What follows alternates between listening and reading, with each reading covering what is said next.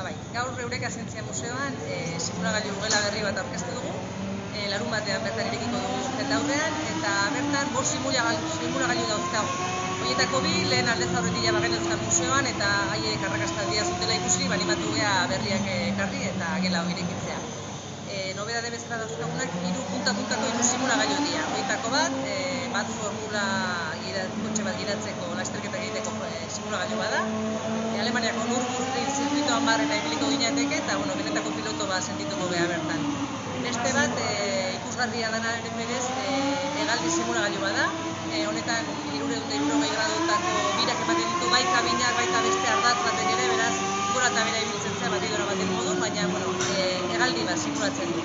Zuk zeu gidatu dezakezu edo nahi izan ezkero, berak eramaten zaitu.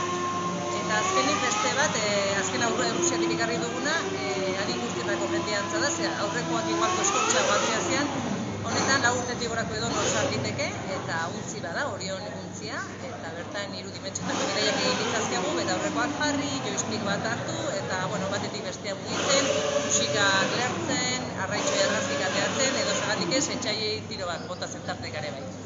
Eta hoxe dugu, gaurko nobedadia.